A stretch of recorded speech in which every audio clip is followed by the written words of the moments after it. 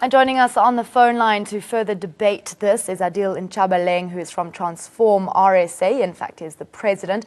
A very good evening to you. Thank you so much for joining us here on ANN7 Prime.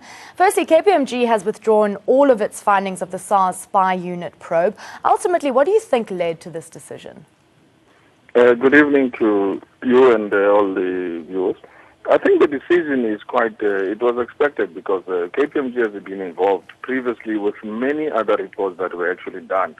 If you recall, the particular report that KPMG released was the same report that actually in 2007 that was actually used to charge Jacob Zuma with 783 actually charges and cases. So the types of reports are not new to these audit firms. They've done a lot of work of this nature and of this particular kind.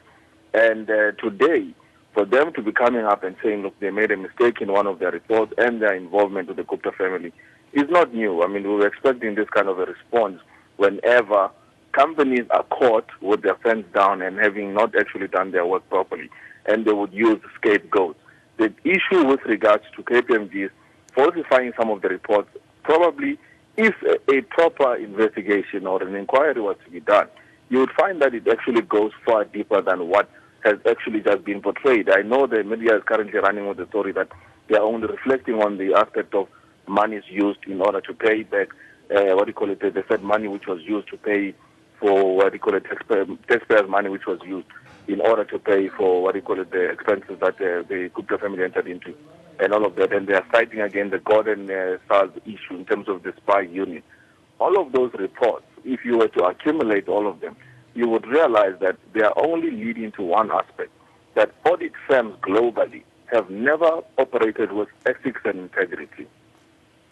Is that the KPMG investigation opening itself up to question by disowning findings against powerful people in its own SARS rogue unit report?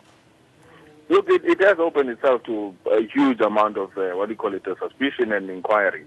Remember, as I said to you, that this is not the first of its kind in terms of a report which was released. There are many other reports that have implicated many companies and individuals in the past.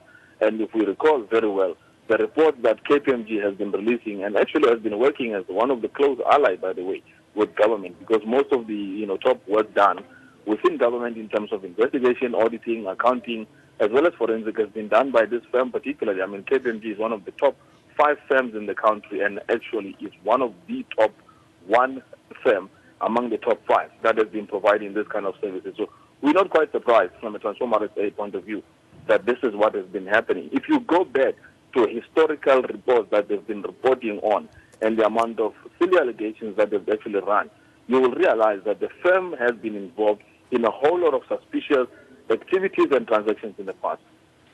Mr. Nchabaleng, I'm going to ask you to hold on the phone line there, as we also have Zamo Madladla, who is from the Black Empowerment Foundation, also joining us on the phone line to be involved in this debate. A very good evening to you. Thank you so much for joining us here on ANN7 Prime. Firstly, KPMG says that they did not properly grasp the new risks associated with this change required in their findings. What risks do you believe they are referring to here? Well, good evening and thanks for the opportunity. Well, to really be honest, I don't really quite understand, but what we find really interesting is that they would say that they are withdrawing a particular specific report, that's in terms of the SARS spy rogue unit. SARS.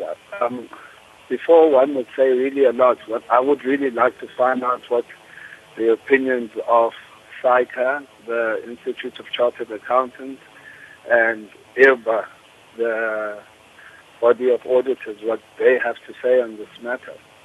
Because, I mean, yes, KPMG apparently has now been taking action internally, etc., but I believe that they work within a profession where there are certain minimum standards that are expected. So, really, the bodies have been silent, and that's where really one would like to hear the comments before we start making examples that Indeed. What if it were a black firm like Konkisi's in Saluba, for instance, would they still have a license? Indeed, they were many caught in the unanswered questions there. Is it not surprising that the KPMG investigation stands by the factual findings in the SARS Rogue Unit report, but disowns ultimately the conclusion drawn through the same facts? It seems quite bizarre, actually. Well, it means that if they can withdraw one report, certainly if I had found myself at the opposite end of any KPMG finding, I would go and scrutinize whatever report they had written against me, because this obviously says that, unfortunately, this is a pattern. First, it was the Deloitte saga through the finance minister, and now we find KPMG in the same saga. So generally, if the so-called top 4 or 5 accounting firms find themselves doing these things that are supposedly unethical, who's then supposedly supposed to hold the standard? Indeed. Let's turn back to Adilin Chabaleng, who is the president of Transform RSA, talking about withdrawing the report. Shouldn't KPMG withdraw all the reports done by the South African team that compiled the SARS report and not just, this one? Exactly. I mean, why would we be focusing our attention? And this is another media spin narrative. KPMG has found itself to be in deep waters over the really suspicious work that it has been doing for all the years.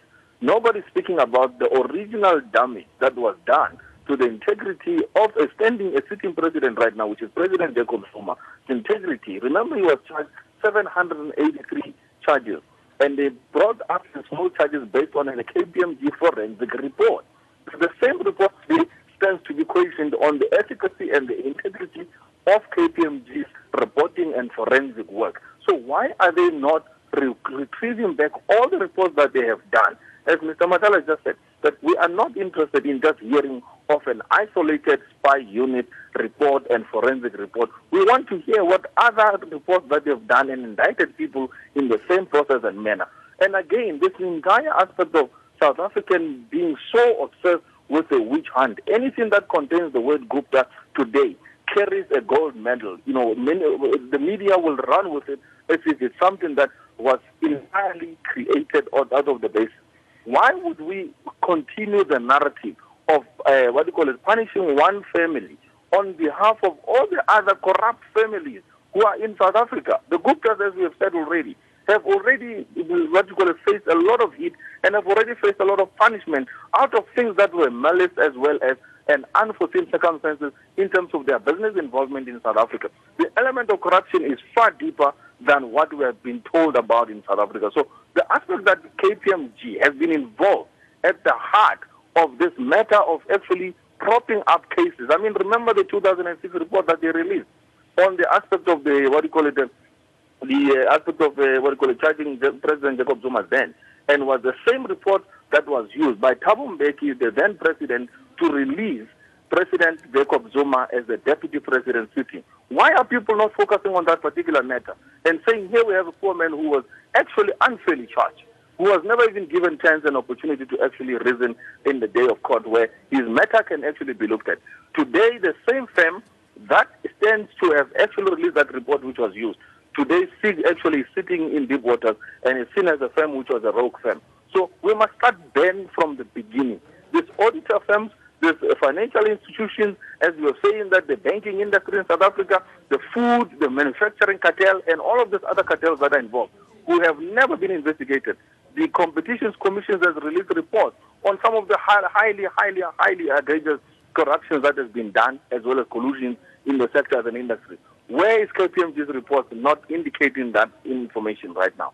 So we need to go back to the origin of the issues and the matters and start dealing with these issues particularly. To isolate it to a spy tape with regards to a rogue unit in SARS, it is a disingenuous approach to it. We need a full-on exposure as to what KPMG has done over the years and the period of time and whose lives and businesses it has destroyed in the process. Calling for a full-blown exposure there. Let's turn now to Zamo Madladla from the Black Empowerment Foundation. Can KPMG unilaterally withdraw a report that was commissioned by SARS? Is that possible?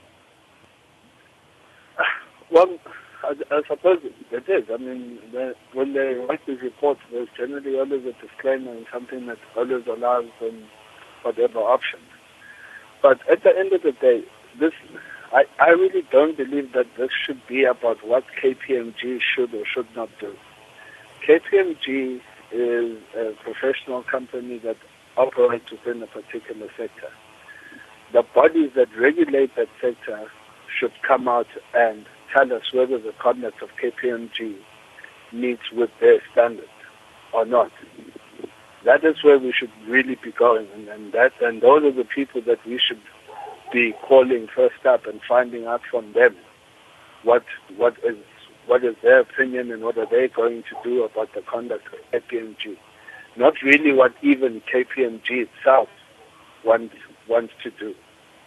And then lastly, before we let you go, can the withdrawal of the report impact the Hawks investigation against Trevor Manuel and Jabu Moleketi in the SARS rogue unit scandal at all? Well, I must say I really don't understand how they would come to begin to voluntarily or unless they are saying that those particular directives which have resigned, in a sense, they are then disqualifying all the work ever issued or signed off by those particular directives. I don't really understand what, at the end of the day, how we are meant to interpret the actions of KPMG. At the end of the day, that is why I'm saying that it would be very interesting to find out how the regulatory bodies are going to respond to the actions of KPMG, because in a sense this has been an admission of guilt.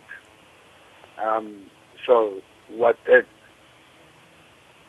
Indeed. That's really the question.